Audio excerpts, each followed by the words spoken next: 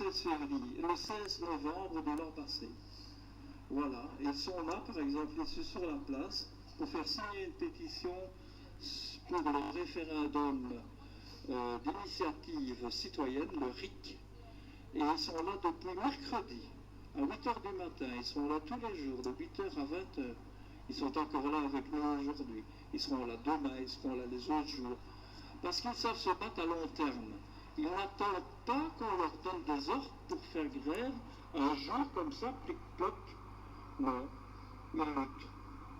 Et c'est bien ce qu'ils font, c'est ce que je trouve.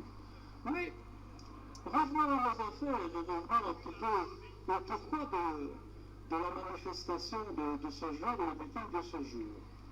Il y a un an, c'est à peu près un an, on retrouvait le corps de Irma, qui était une jeune guinéenne, tuée de plusieurs coups de couteau par son mari, quelque part dans le jardin de leur maison à Londres. Londres, c'est Liège.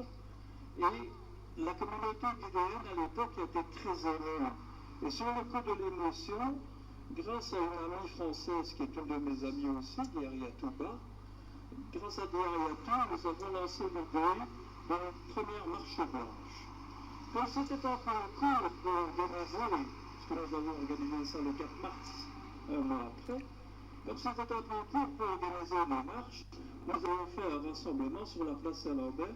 Nous avons quand même eu 250 personnes, chiffre confirmé par le policier de service tout à l'heure au Guillemets. Donc c'est pas mal. Alors, c'était une belle manifestation et nous avons...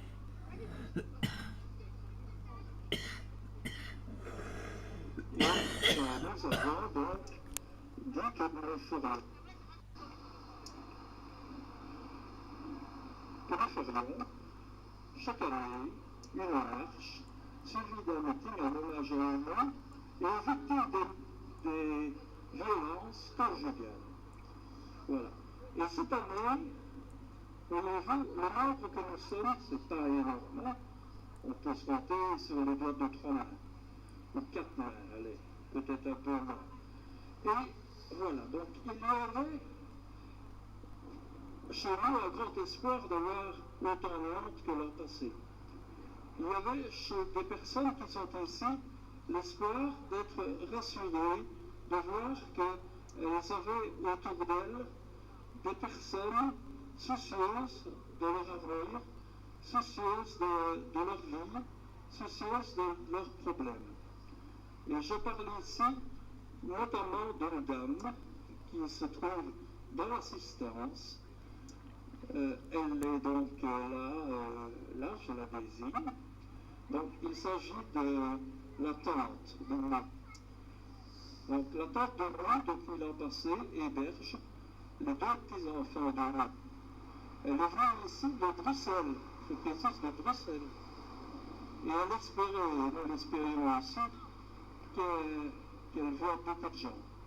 Eh bien, elle ne voit pas beaucoup de gens. Les gens ne sont pas là, ils sont ailleurs, ils sont au stade du Standard peut-être. Ils sont à la campagne parce qu'il fait beau. Après tout, hein, c'est normal, il faut bien profiter. Et bien, ils sont, je ne sais pas où, terrasse des bistrots en attendant que ça passe. Enfin voilà. Donc, pour vous dire que les violences conjugales, c'est pas n'importe quoi. C'est un problème qui est quotidien. Mais si vous lisez un peu la Gazette, un peu les journaux, ben vous apercevrez que c'est tous les jours qu'une femme, parfois un homme, mais plus souvent une femme, et souvent aussi des enfants, meurent sur les coups de violents ou violentes. Mais enfin, généralement, c'est surtout les femmes qui sont victimes. Hein. Il faut quand même le reconnaître. Alors, c'est un problème qui n'est pas propre à l'Afrique, parce que j'ai entendu dire des gens, oui, mais c'est encore pour les Noirs, vous faites encore ça pour les Noirs. Oui, oui, oui. On entend ça en Belgique. On n'est pas raciste, savez-vous, mesdames. On n'est pas raciste. Mais, ça concerne tout le monde. Toutes les nationalités. Tout le monde est concerné. Mais c'est des données privées, c'est de la sphère privée, C'est des choses dont on ne parle pas. Comme il y a quelques années, on ne parlait pas de mutilation génitale féminine, c'était un sujet tabou. Eh bien non, ce n'est plus un sujet tabou maintenant, parce que depuis 10 ans à Liège notamment, on ne sait pas contre la mutilation génitale féminine. Et mercredi prochain aussi, ce sera la journée internationale tolérance zéro aux mutilations génitales. Et nous organisons, enfin pas nous, pas le collectif nous, mais plusieurs personnes du collectif qui sont membres du collectif liégeois contre la mutilation génitale féminine, nous organisons une séance académique, comme qui dirait, pardon.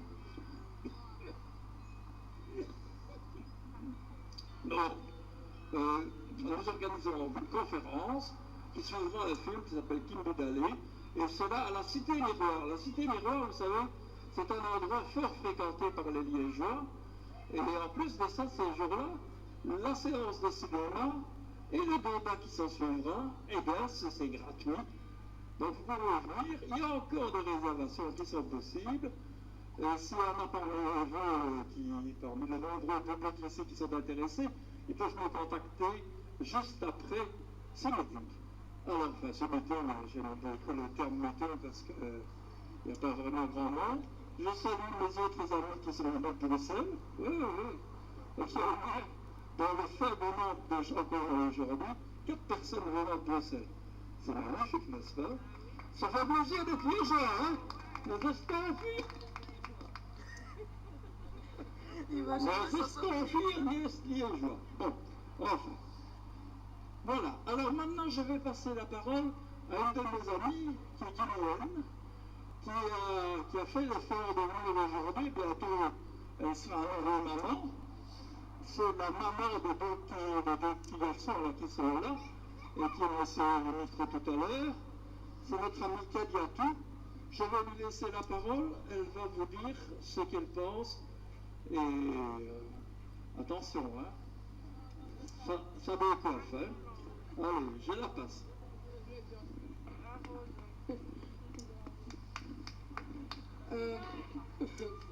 Oui, merci Jacques. Bonjour à tous et à toutes. Nous sommes très peu, on le voit très bien. C'est dommage, c'est malheureux. Pourtant, c'est une cause qui était censée être rassembler beaucoup plus de monde que le peu de monde qu'il y a. Donc ici, vu qu'on est très peu, on ne va pas prendre beaucoup de temps. On va essayer de libérer tout le monde. Hein. Mais ce qui reste clair, je souhaiterais que chacun rentre chez lui avec l'esprit en réfléchissant sur les violences conjugales. Parce que les violences conjugales, peut-être qu'aujourd'hui ça ne me concerne pas, mais demain ça pourrait me concerner. Ça concerne tout le monde. Ça concerne tout le monde. Même si on ne se sent pas concerné au jour d'aujourd'hui, il faut savoir que ça peut arriver. Ça peut arriver, ça peut être une sœur, ça peut être une tante, ça peut être n'importe qui. Donc on doit tous et toutes essayer de s'entraider, se donner la main pour pouvoir lutter contre ce fléau qui est très très grave. Voilà, je ne vais pas parler aussi longtemps, hein, je ne vais pas rester très longtemps, mais je souhaiterais que chacun rentre chez lui en réfléchissant sur cette bonne cause et que chacun essaie de sensibiliser les uns autour de lui. En ce qui concerne les Africains, je vois bien, comme je parlais tantôt avec Marie-Jeanne, hein, on est souvent dans l'émotion, ce qui est très très dommage. Parce que la dernière fois, on a pu cette fois-ci faire beaucoup plus de... On a pu faire des flyers, on a distribué des flyers dans les trains pendant 1 heure, 2 heures d'ailleurs. On a distribué plus de 1500 flyers, on a envoyé des invitations à des associations. Mais malheureusement, on n'a pas eu de réponse. Pourquoi au niveau africain? Parce que ils sont pris dans l'émotion. L'année dernière, l'événement venait de se produire, donc du coup, tout le monde était dans l'émotion, tout le monde était là. Ça, c'est une chose et je trouve ça vraiment dommage. On devrait plus, en tout cas nous les Africains qui sont là, essayer de sensibiliser la communauté africaine à cette cause-là. Qu'on arrête un peu d'agir seulement quand il y a une émotion. Parce que si il n'y a pas de suite, après l'émotion, ça ne sert absolument à rien. Montrer l'émotion devant les gens au moment même du fait, ça ne sert absolument à rien. Il faut qu'on puisse avoir une continuité. Nous, en tant qu'Africains, c'est très très important. Donc voilà ce que j'avais à dire. Je remercie tout le monde. Merci beaucoup à Jacques. Merci beaucoup à Marie-Jeanne. Et à la femme de Jacques aussi. Donc franchement, merci à tout le monde qui est là. Voilà, ils ont donné beaucoup de leur temps pour se voir, pour pouvoir organiser cette manifestation. Mais malheureusement, moi personnellement, je suis très déçue. Donc voilà, merci à tous. Merci. Voilà, et je voudrais remercier, bien qu'elle ne soit plus là, l'association CVFE. Il y a encore quand même une stagiaire, je pense, voilà. Donc malheureusement, il devait prendre la parole pendant 5 minutes, mais je vois que le responsable n'est plus là. C'est dommage, mais est-ce qu'il y a éventuellement dans l'assistance des personnes qui désireraient prendre la parole sur ce sujet, je précise, pas pour raconter la dernière blague du coin. Est-ce que quelqu'un voudrait prendre la parole dans le micro? C'est le micro ouvert, profitez-en. Oui, voilà. Voilà.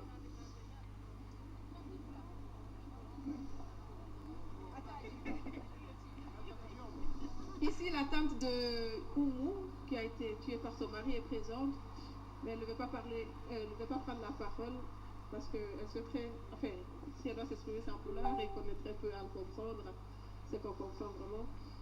Mais voilà, elle s'est déplacée de Bruxelles jusqu'ici, elle garde les enfants d'Oumou et elle nous encourage aussi dans ce qu'on fait. Voilà. Bonjour. Les formes de violence sur les femmes et même sur les hommes, elles sont partout. Que ce soit, je suis pas bon, que ce soit psychologique, physique, religieuse, sexuelle. Et il y a 10 ans, on a organisé la première marche mondiale pour la paix et la non-violence qui est partie de la Nouvelle-Zélande pour arriver en Argentine. Et cette année, on commence la deuxième qui commencera le 2 octobre de cette année. Voilà, merci.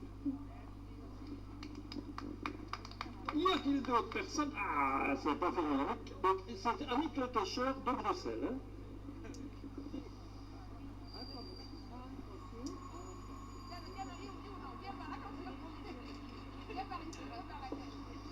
Je voulais juste rajouter que tous les pays sont concernés, toutes les villes sont concernées, donc il peut y avoir des départs de partout, que ce soit de Liège, de Namur, de Bruxelles, de Mons, de Charleroi, du Sénégal, du Burkina, de Guinée, de partout. Voilà.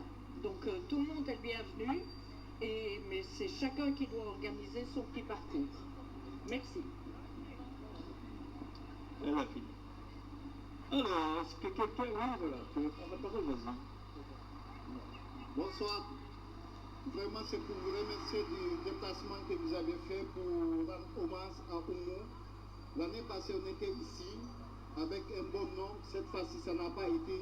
Mais nous souhaitons continuer le mouvement parce que la violence continue. Si la violence continue, il faut que le mouvement continue. Soit nous dominons, nous arrivons à dominer pour que la violence soit stoppée. Si messieurs nous arrêtons cela, veut dire la violence va prendre le débat et ça va continuer. Nous souhaitons la prochaine fois que chacun de nous fait un effort et nous, les personnes qui sont présentes, de rentrer avec l'esprit de sensibilisation pour dire stop et faire comprendre aux gens que malgré qu'il n'y a pas eu beaucoup de personnes, mais l'objectif est atteint parce que nous sommes venus et nous avons fait passer le message. Merci beaucoup.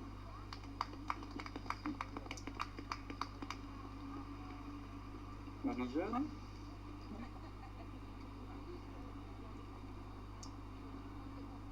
Non, c'est bon, c'est bon. On remercie Afit. Afit, c'est lui qui nous a fourni cette magnifique sonore. Afit est un militant, hein, il faut savoir. C'est un militant qui est avec nous, je le connais depuis pas 30 ans dans ce niveau-là. Et il est toujours là, toujours disponible, toujours prêt à aider les causes. Et il sera présent l'année prochaine. Voilà. Voilà. Mais l'année prochaine, on fera pas de marche, on fera qu'un rassemblement comme celui-ci. On espère qu'il y aura plus de monde. Voilà, donc à l'année prochaine. Et je veux céder la parole au fils de Kenneth.